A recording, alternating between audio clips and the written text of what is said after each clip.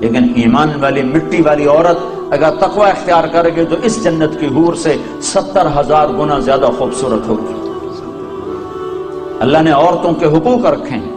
یہ ماں کی شکل میں ہو تو میرے نبی کا فرمان ہے، کاش میری ماں زندہ ہوتی اور میں عشاء کی نماز کے مصلی پر ہوتا اور میں سورۃ فاتحہ شروع کر چکا ہوتا اور ادھر سے میری ماں مجھے کہتی بیٹا محمد، تو میں اس کی خاطر نماز توڑ دیتا اور میں کہتا جی اماں جان۔ ماں کا حق بتایا۔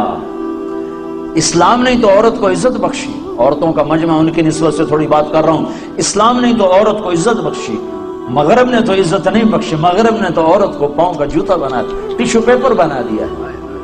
اسلام نے عزت بخشی۔ اس کا پہلا روپ بیٹی ہے، یہ بیٹی کے روپ میں آئے اور اس سے پہلے چلے جاؤ۔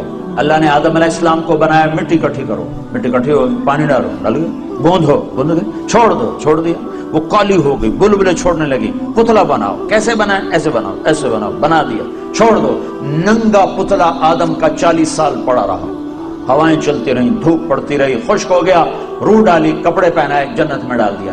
اگر اللہ چاہتا تو حوا کا پتلا بھی ساتھ بنا دیتا، مٹی اکٹھی کر کے گندھوا کے اور پتلا بنا کے ننگا ساتھ ہی ڈال دیتا، تو ننگا پتلا تو مرد کے لیے کشش کوئی نہیں، فرشتوں کو کیا ہوگی؟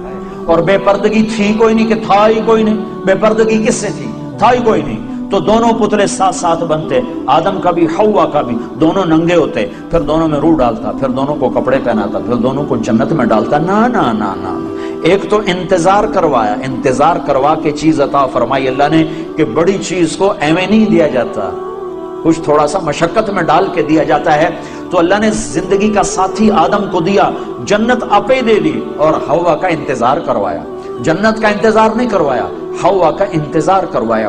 پھر مٹی نہیں اکٹھی کی، پتلا نہیں بنایا، پانی نہیں ڈلوایا، اور اسے ننگا نہیں ڈالا، بلکہ آدم کو سلا دیا، فرشتوں کی آنکھوں پہ پردہ ڈال دیا۔ جب آدم علیہ السلام کی آنکھ کھلی ہے تو اپنے پہلو میں ایک عورت کو مکمل لباس میں پردے میں پایا ہے۔ پہلے دن سے عورت کو عزت سے بنایا ہے، کہا آدم تیری پسلی سے نکالا ہے۔ ادھر الٹے ہاتھ کی پسلی سے کیوں نکالا ہے؟ کہ ادھر دل ہے، کہ عورت ہر روپ میں دل میں جگہ پکڑتی ہے، ماں، بیٹی، بیوی، بہن، دادی، خالہ، جس روپ میں ہے اس کا مقام دل کے قریب ہے، دل سے دور نہیں ہے۔ اور اللہ تعالیٰ نے آدم علیہ السلام کو انتظار کروایا، اور آدم علیہ السلام کو جنت اچھی نہیں لگ رہی تھی، کلے گھابرے پھر دے آئے۔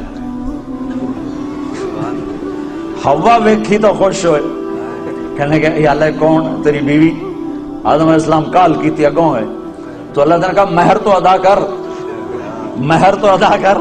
کہنے کہ کیا مہر ہے؟ کہا میرے آخری نبی پر ایک درود پڑھ دے، یہ مہر ہے، یہ مہر ہے اس کا۔ مردوں میں سب سے خوبصورت کون ہے بھائی؟ یوسف۔ یوسف علیہ السلام مردوں میں سب سے خوبصورت ہیں، اور عورتوں میں سب سے خوبصورت ہے اما حوا۔ حوا تمام مستورات جتنی پیدا ہوں گی، جتنی پیدا ہوئی، ان سب میں خوبصورت ترین عورت حضرت حوا ہے۔ پہلے دن عزت سے پیدا کیا، پردوں میں بٹھا کے پیدا کیا، اور بیوی بنا کے ساتھ رکھا، اور حقوق رکھے۔ اگر بیٹی پیدا ہو تو میرا نبی فرماتا ہے 3 بیٹیوں کی شادی کر دو تو جنت واجب ہو گئی، 10 بیٹوں کی شادی کرو تو جنت واجب کوئی نہیں، 3 بیٹیوں کی شادی کرو تو جنت واجب ہو گئی۔ تو ایک صحابی نے پوچھا یا رسول اللہ 3 نہ ہو 2 ہوں؟ تو کہا 2 کی شادی کرو تو جنت۔ ایک نے کہا یا رسول اللہ اگر 2 نہ ہو، ایک ہی بیٹی ہو اور آگے کوئی سلسلہ بھی نہ ہو، تو آپ نے کہا 1 بیٹی کی شادی کر دو تو جنت واجب۔ یہی بہن بن جاتی ہے، بیٹی سے بہن بنتی ہے، بھائی آتا ہے۔ تو میرے نبی نے فرمایا جس کو اللہ نے 2 بہنیں عطا فرمائیں، 2 بہنیں، اور انہوں نے اس کا حق ادا کیا، حق ادا کیا، حق کہ بھائی بہنوں کا حق مار جاتے ہیں، ماں باپ کی وراثت میں سے بہنوں کو نہیں دیتے، نہیں دیتے۔ یہ ایسے ہی حرام ہے جیسے شراب بیچنا حرام ہے، جیسے سود کھانا حرام ہے، ایسے ہی بہنوں کا حق کھا جانا ایسے ہی حرام ہے جیسے چوری حرام ہے۔ یہ بہنوں کا چور ہے، اس کی چوری کی جس کے ساتھ مل کے ایک چھاتی کا دودھ پیا، ایک تھالی پیالی میں کھایا اور پیا، ایک چھت تلے جس کے ساتھ زندگی گزاری، یہ اس کی چوری کر گیا ہے۔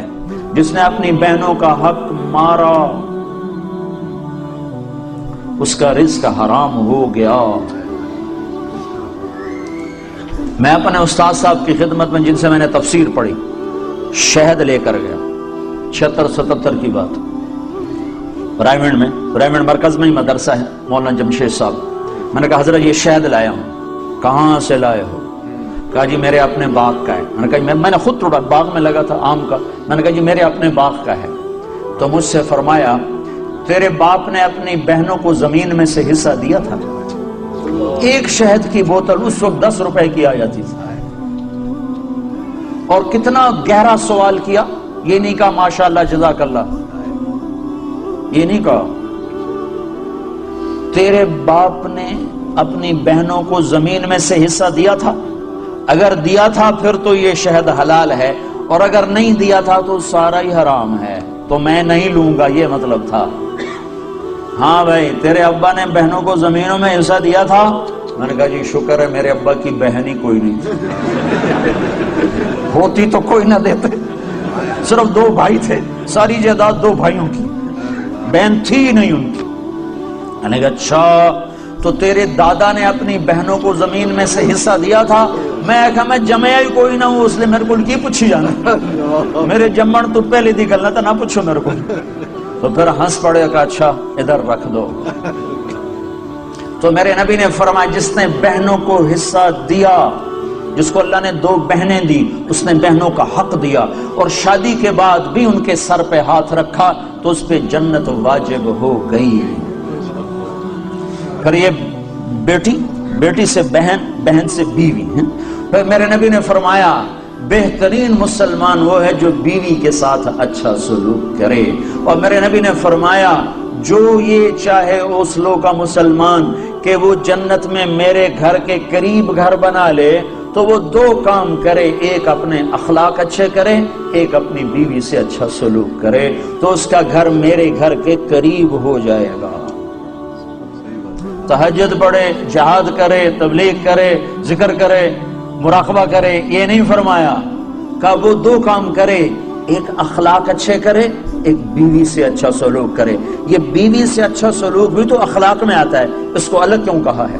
کہ بہت سے لوگ باہر بڑے اخلاق والے ہوتے ہیں اور گھر میں بیویوں کے ساتھ بڑے بدتمیز ہوتے ہیں، اور ہمارے ذمہ داروں میں عام ہے یہ حدیث۔ ایسے میں آنکھوں سے دیکھ رہا ہوں کہ میرا سارا خاندان، میرا معاشرہ جو ذمہ دار معاشرہ ہے، وہ باہر ڈیرے دار ہیں، ذمہ دار ہیں، اور بڑے سخی ہیں، بڑے مہمان نواز ہیں، لیکن گھر میں اتنے ہی بدتمیز ہیں۔ بیویوں سے ایسے سلوک کرتے ہیں جیسے نوکرانیاں، بیویوں کے ماں باپ کو ایسے گالیاں نکالتے ہیں جیسے انہیں گالی دینا ثواب کا کام ہے۔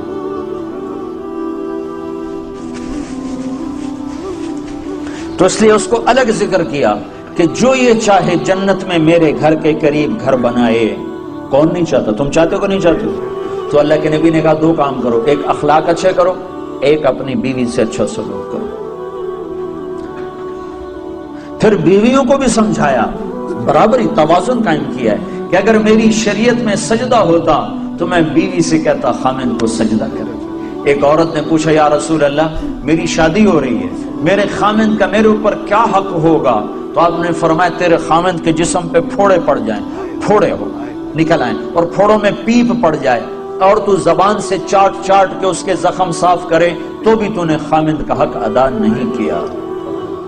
لو ان المرأة صلت خمسها صامت شهرها حسنت فرجها اطاعت بالها دخلت من ای ابواب الجنت شاءت۔ میرے نبی نے فرمایا جس عورت نے 5 نمازیں پڑھی، رمضان کے روزے رکھے، خامند کی اطاعت کی اور بدکاری نہ کی، عزت میں خیانت نہ کی، تو جب وہ آئے گی تو جنت کے 8 دروازے کھل جائیں گے۔ اللہ فرمائے گا جدھر سے چاہ چلی جا، جنت تیرے لیے ساری حلال ہے۔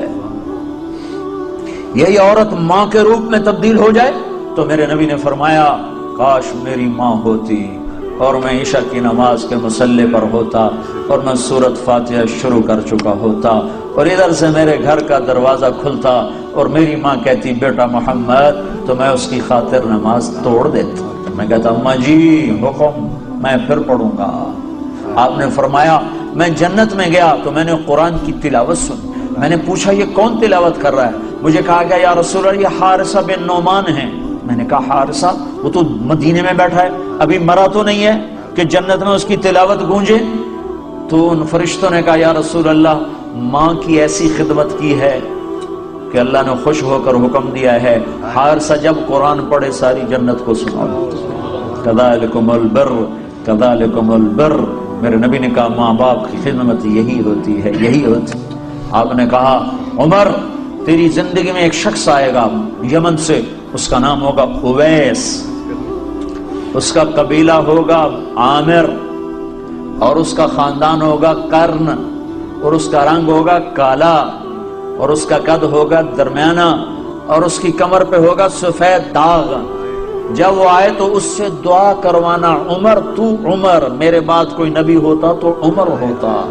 اور نبی کے دائیں طرف عمر کی قبر ہے، بائیں طرف یہ نقشہ ہے قبروں کا، ایک قول کے مطابق کہ درمیان میں اللہ کے رسول ہیں، سیدھے ہاتھ ابو بکر الٹے ہاتھ عمر، اور ایک قول یہ ہے یہ اللہ کے رسول، یہ ابو بکر اور یہ عمر، اس طرح کر کے، اور ایک قول یہ ہے، ایک قول یہ ہے، اس طرح۔ یہ میرے نبی کی قبر، پاؤں کے ساتھ ابو بکر کا سر، پھر ابو بکر کے سر کے ساتھ پاؤں کے ساتھ عمر کا سر، یوں تین قبریں ہیں، یا یہ ہے۔